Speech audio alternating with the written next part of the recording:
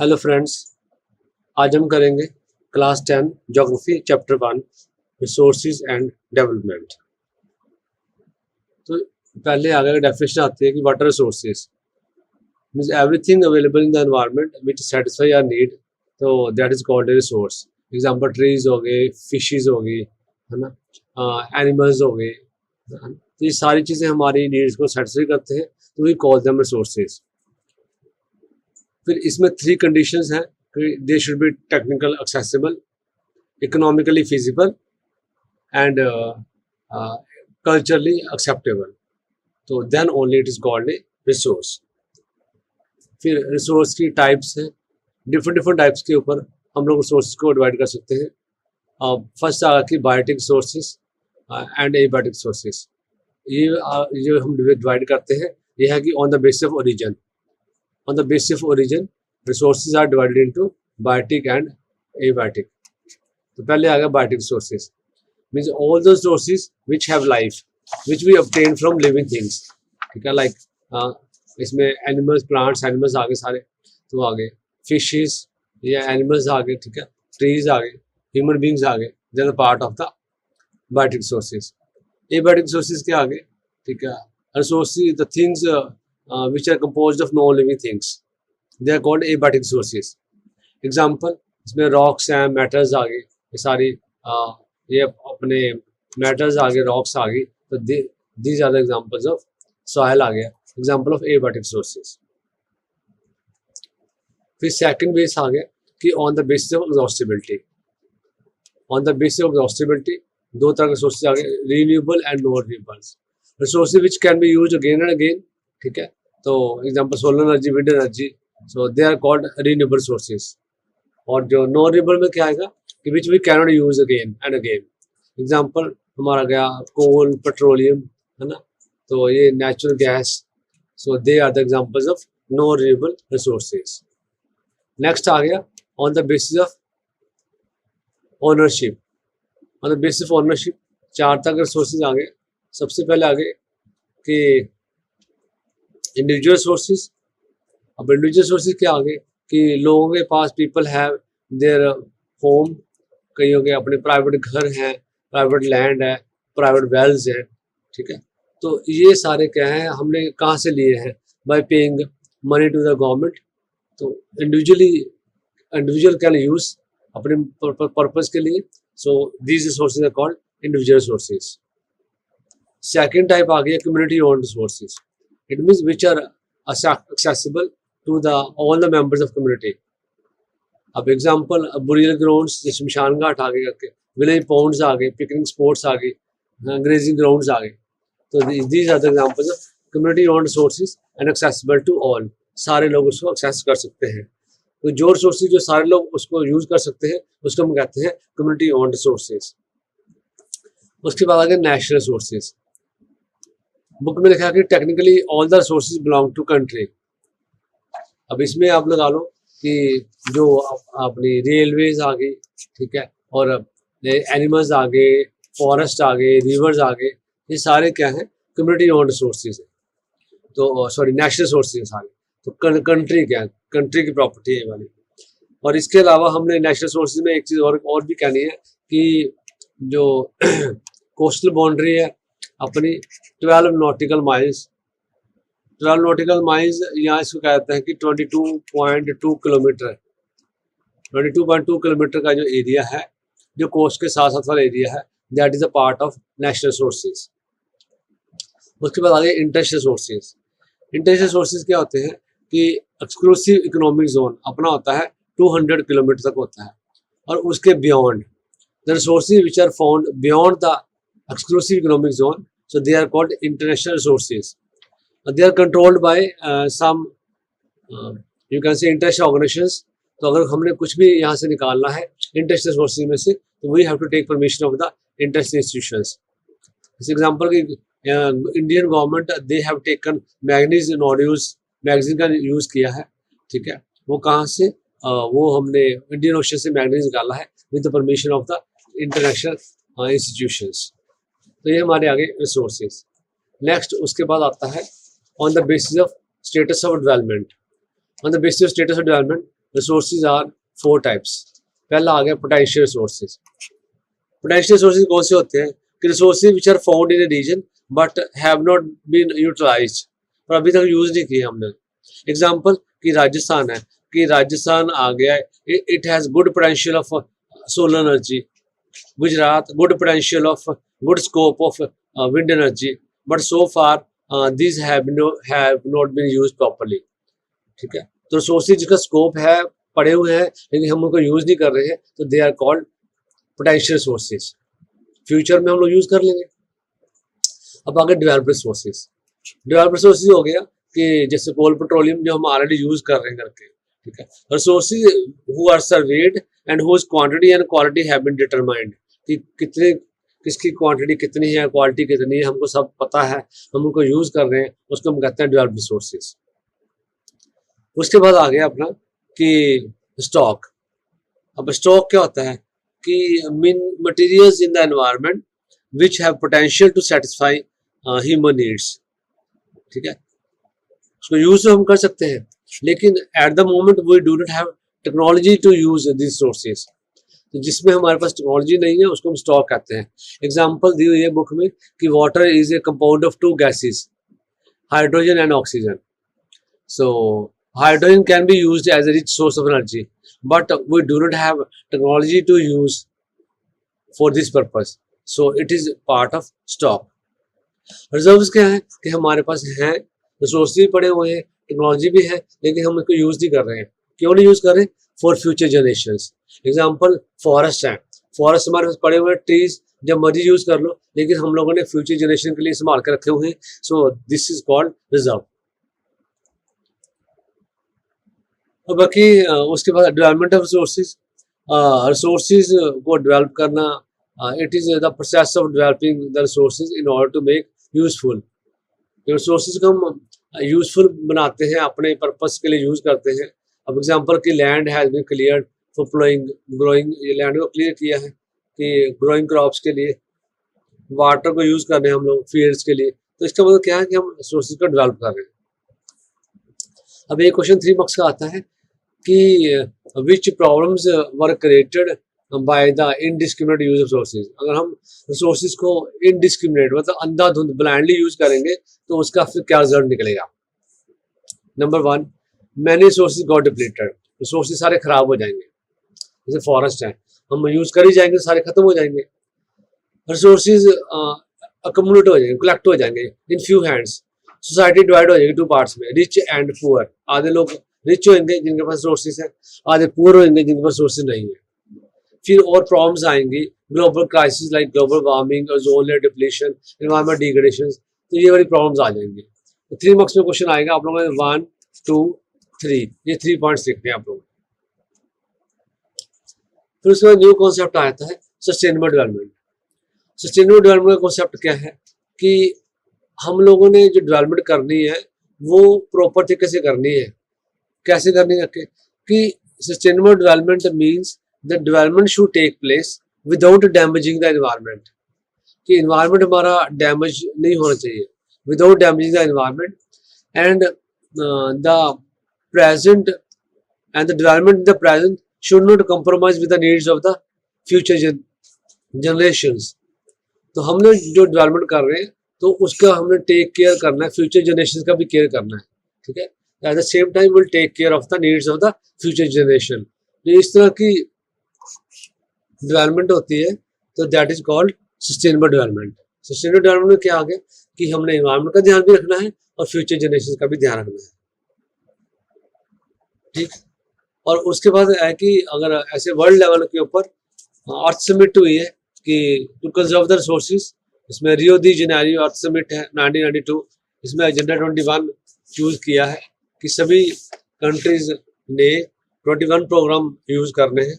ठीक है, to save the environment. फिर हमारा क्वेश्चन आता है, अगला क्वेश्चन आता है कि what are the stages of resource planning. 3 marks का क्वेश्चन, बहुत इंपॉर्टेंट क्वेश्चन है। रिसोर्स प्लानिंग है क्या? इट इज अ टेक्निक और skill of proper use of resources.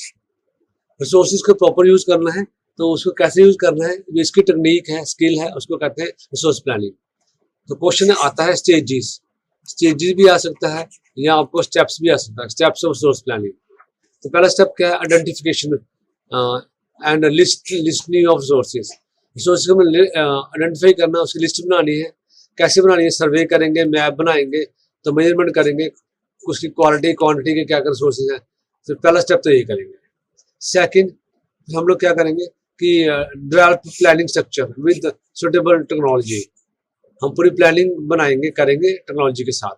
Third, matching resource development plans with the national plan, जो हमारे plans है पूरे कंट्री के प्लान के साथ मैच करेंगे।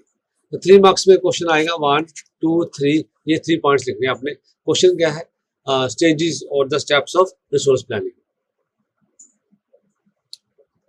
फिर हमारा उसके बाद आ जाता है कि importance of resource planning. Resource planning क्या है कि इसकी नीड और इम्पोर्टेंस। नीड क्या है कि रिसोर्सेज हर जगह पे एक जैसे नहीं करते। Some regions in India they are rich in certain sources but they are poor in the other sources. Example, Rajasthan is poor in water sources but rich in solar energy. Similarly, some regions they are sufficient while others they are poor. Example, Madhya Pradesh is rich in many resources, but Ladakh is poor in resources. Similarly, हमारी book में examples दी हुई है करके, ठीक है, आप लोगों को कि लद्दाख की एग्जांपल क्या दिया है कि लद्दाख, ठीक है, it is very rich in cultural heritage but it is poor in minerals. ठीक है, तो ये आ गई एग्जांपल्स। ये अपने 4 एग्जांपल लिखनी है इसमें कि need and importance of resource planning. फिर इसके बाद तक रिसोर्स कंजर्वेशन। रिसोर्स कंजर्वेशन क्या होता है कि हम प्लानिंग करते हैं, planned use of resources in order to meet the present needs and to store for future generation, it is called resource conservation. Resources को सेव करना वो हमारा क्या हो गया, कंजर्वेशन रिसोर्सेज। अब रिसोर्स कंजर्वेशन के लिए हमारे पास क्वेश्चन आता है कि what are the views of Mahatma Gandhi, या what are the ideas of Mahatma Gandhi या फिर political thinkers regarding the conservation resources. Mahatma Gandhi ने ये वर्डिंग बोली, पेपर में आता है ये वर्डिंग किसने कही है कि there is enough for the everybody's need but not for anybody's greed. तो ये हम कहेंगे महात्मा गांधी ने कहा है।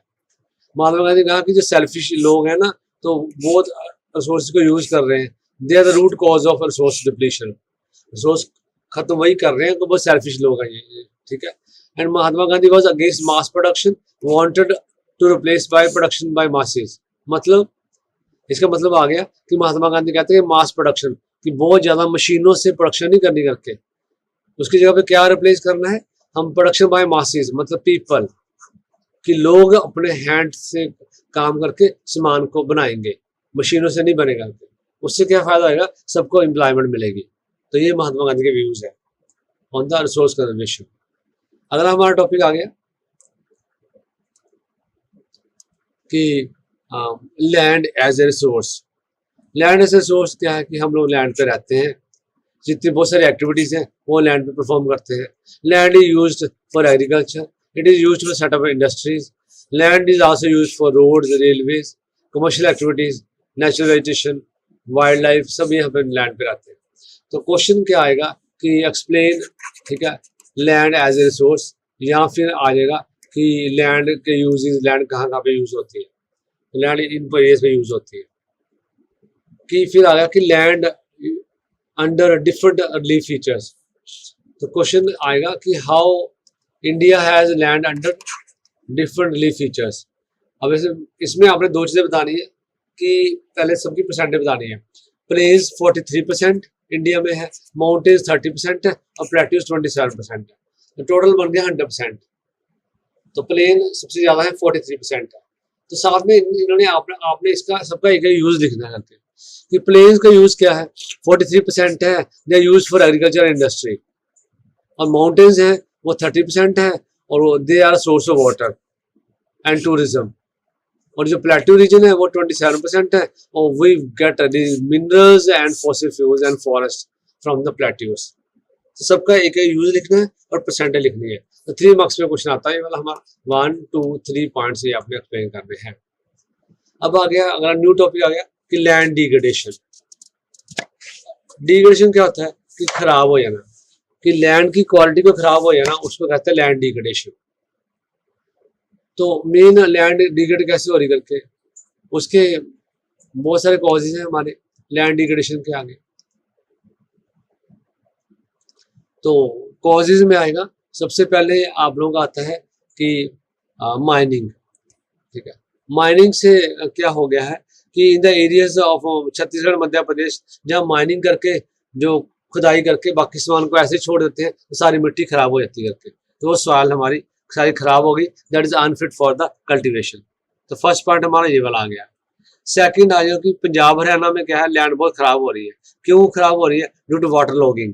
वो क्या होता है कि पानी खड़ा रहता है, ओवर इरिगेशन हो रही है पंजाब हरियाणा में, ठीक है। तो over irrigation it leads to salinity and alkalinity of the soil.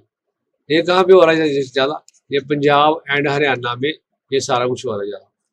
और ओवर ग्रेजिंग बाय एनिमल्स, तो ये भी रीजन है। ये कहाँ पे हो रहा है? मध्य प्रदेश, राजस्थान, महाराष्ट्र, गुजरात, यहाँ पे जो सारी लैंड खराब हो रही है ड्यू टू ओवर ग्रेजिंग हो रही है। फिर हमारा आ गया फोर्थ पॉइंट आ गया कि मिनरल प्रोसेसिंग। इसमें जब मिनरल्स को ग्राइंड करते हैं, लाइमस्टोन को आगे सीमेंट इंडस्ट्री में ग्राइंड करते हैं, ठीक है। तो उसमें जब जैसे ग्राइंड करते हैं तो बहुत सारी डस्ट क्रिएट होती है। तो डस्ट क्या होती है? Deposited on the land, it stop the infiltration of water. पानी नीचे नहीं जाता है तो इससे सारी लैंड खराब हो जाती है। तो ये रीजन हो गया। लास्ट में हमारा आ गया कि इंडस्ट्री एफ्लुएंट्स, कि इंडस्ट्रीज क्या करती है, अपना गंदा पानी रिवर्स में फेंकती है, इंडस्ट्री का एफ्लुएंट्स, तो उससे फिर क्या है, सारी लैंड खराब हो रही है। तो दीज आर द क्वेश्चन क्या आएगा, what are the causes of land degradation, causes of land degradation. तो ये हमारे आगे causes of land degradation 5 marks का क्वेश्चन है, 5 कॉजेज है, वेरी वेरी इंपॉर्टेंट। फिर आ गया कि लैंड कंजर्वेशन मेजर्स, कि लैंड को हमने कंजर्व कैसे करना है। खराब तो बता दिया कैसे हो रही है। पहले हमने सॉइल इरोजन बहुत हो रही है, उसको प्रिवेंट करना है, डिफॉरेस्टेशन कंट्रोल करनी है, ग्रेजिंग कंट्रोल करनी है, एफॉरेस्टेशन ट्रीज लगाएंगे हम लोग, टेरेस फार्मिंग करेंगे, शेल्टर बेड्स बनाएंगे, माइनिंग एक्टिविटीज को हम लोग कंट्रोल करेंगे करके, industries waste should be chemically treated करेंगे, हार्मफुल सब्सटेंस को रिमूव करेंगे, अर्बन वेस्ट उसकी भी हम लोग क्या बायोगैस एंड प्रोड्यूस करेंगे, फेंकेंगे नहीं। ओवर इरिगेशन क्या आएगा, new method of irrigation find out करेंगे कि ये मेथड ठीक नहीं करते, ठीक है। तो ये तो अब डाटा है डिलीट हो गया, इसलिए उसमें करने की जरूरत नहीं है। हमारा लास्ट टॉपिक आ गया, नेक्स्ट टॉपिक है वो आ गया सॉइल्स, कि हाउ सॉइल्स आर क्लासिफाइड, ठीक है, on the basis, different basis, on the basis of colour, texture, है ना। तो फर्स्ट सॉइल आ गई हमारी। अब क्वेश्चन हम करते हैं पहले सॉइल्स होती क्या है, व्हाट इज सॉइल, टाइप्स बाद में करेंगे। सॉइल्स क्या होती है कि जो सॉइल होगी हमारी कि upper most layer of the earth crust, ठीक है, which is loose and useful for plants is called soil.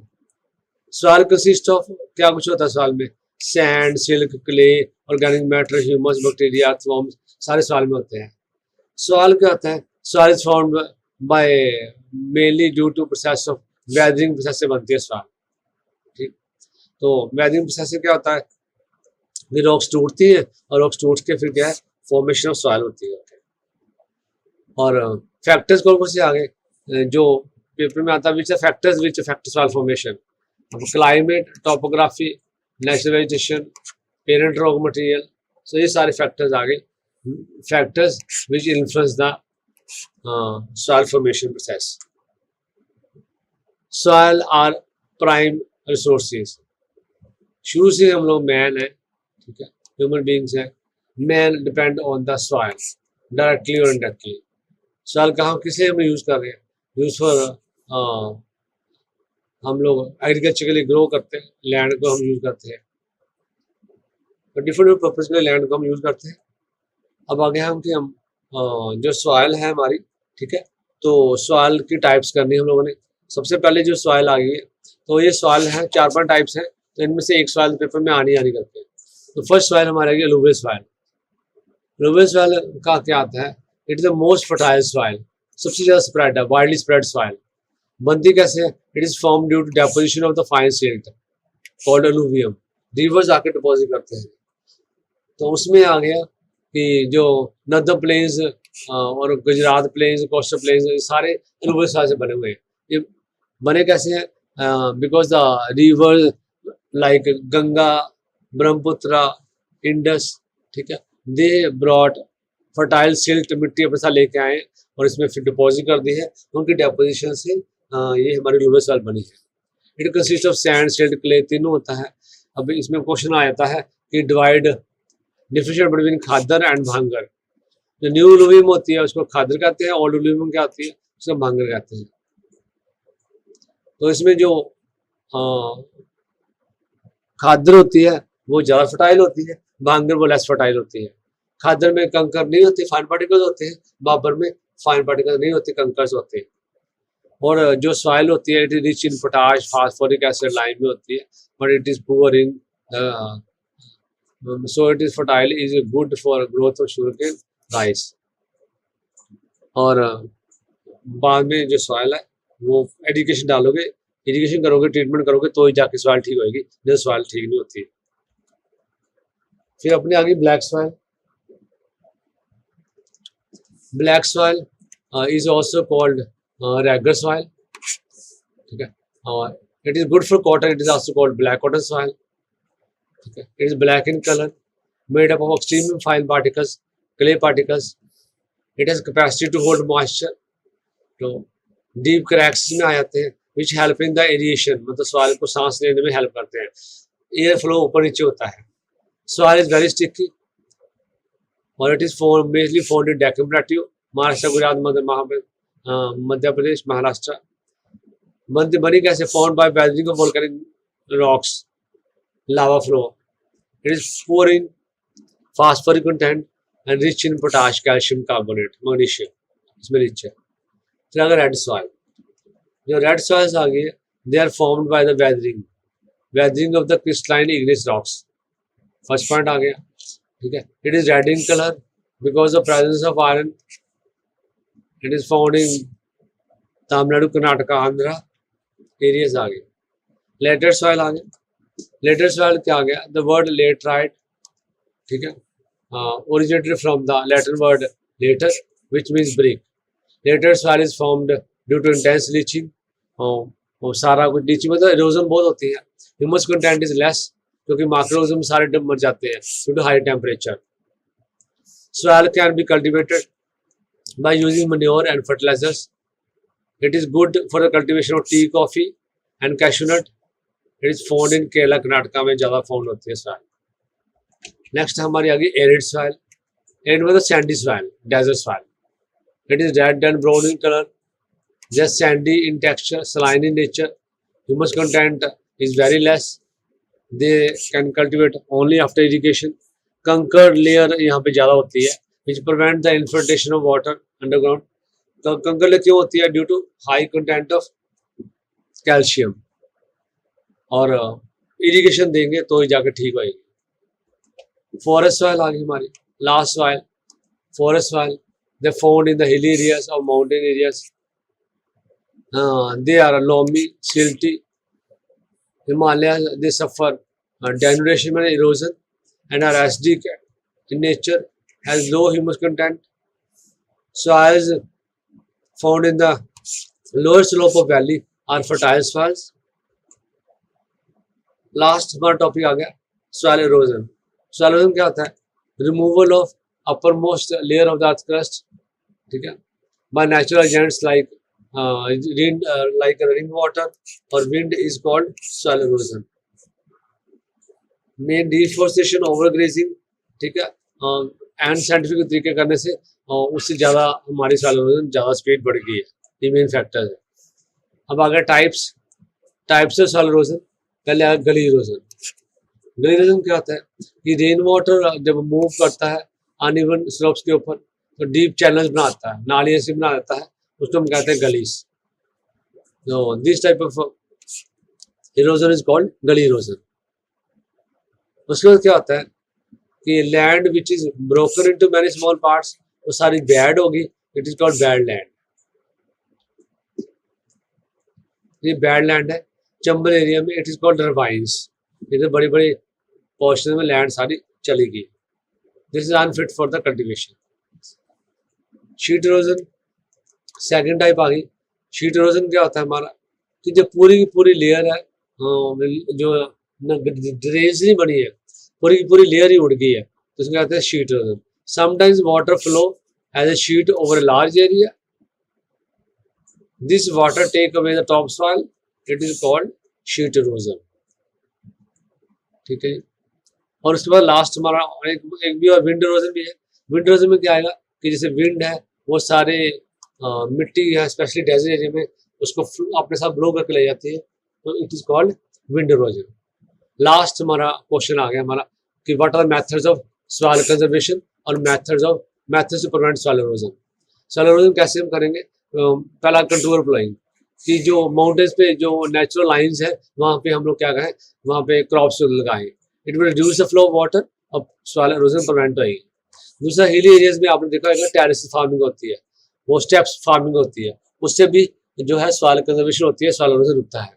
Strip cropping क्या होता है कि अलग अलग स्ट्रिप्स बनाते हैं, एक लाइन में क्रॉप्स आएंगी, एक लाइन में फिर ग्रास आएगा, स्ट्रिप्स बनेंगी, तो this will help to reduce the force of winds. तो इस तरह से फिर क्या है कि हमारी सॉइल रुकेगी, इरोजन से रुकेगी। लास्ट आ गया शेल्टर बैंड्स। इसमें क्या होता है, planting of trees along the field is called shelter beds. Shelter beds are also responsible for to reduce the soil erosion.